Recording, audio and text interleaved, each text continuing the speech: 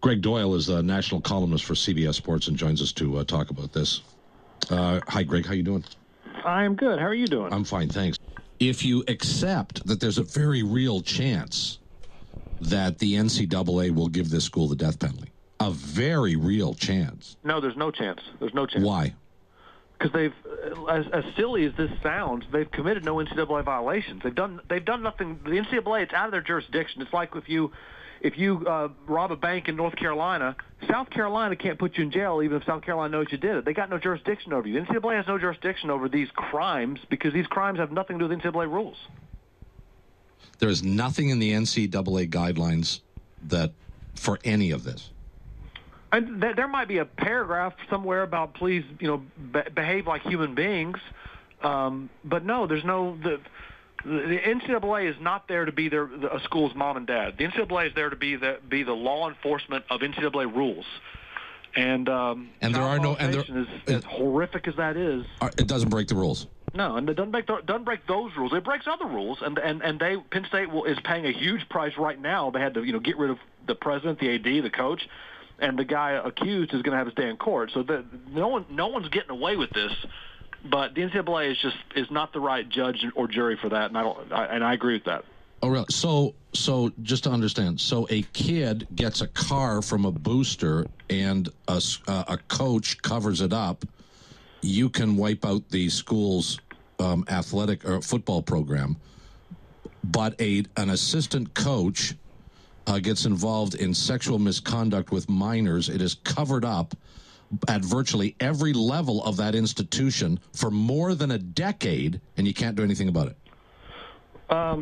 Yeah, exactly right. Now, if a kid is given a car and the school covers it up, you're not going to see the Attorney General of the state pursuing charges necessarily, but you're going to see the NCAA because it's their jurisdiction. They will handle that.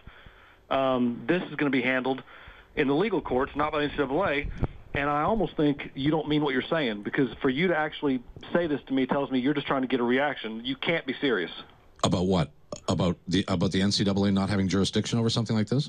About this mock outrage that how dare the NCAA lower itself and think it can get involved with a silly violation like a car, but it can't get involved with child molestation. Well, someone else will get involved with child molestation. You don't see anybody getting off on this case. You don't see anybody getting away with it. You just don't see the NCAA. Look, the IRS also has jurisdiction over a whole lot of people. Do you want them to file a tax lien on Penn State? I mean, how many different groups do you want to get involved with this? No, just the NCAA, because it relates to the garbage company. Let's not be ridiculous. If your garbage is not in the street, you want them to. Well, you're being silly now. You're being silly now. I mean, if you don't, you're being silly. I'm trying to point out how silly you're being. Well, okay, you're entitled to that viewpoint, and I thank you for coming on, but I don't see any purpose in continuing this discussion. Goodbye. Well, you're losing. I don't blame you. Have a good day. Yeah, I'm losing with a moron.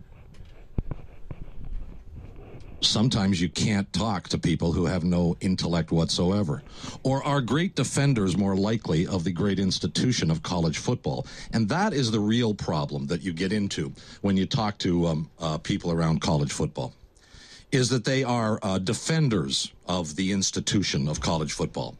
Oh, they're prepared to say, yeah, there are some bad people out there, but really the institution of college football is fine.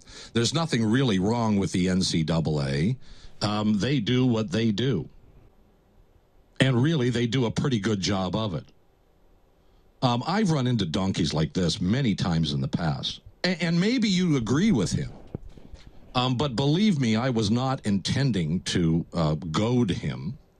I was hoping to get an honest discussion about the merits of what should happen at Penn State University over what this clown, Gregg Doyel of CBS Sports, acknowledged is the worst episode, the worst scenario, the worst crime, the worst thing to ever happen in college football. In his words, to ever happen in college football. But then he gets hissy with me over the suggestion that the NCAA should not have any jurisdiction, should not react, should not impose any kind of punishment.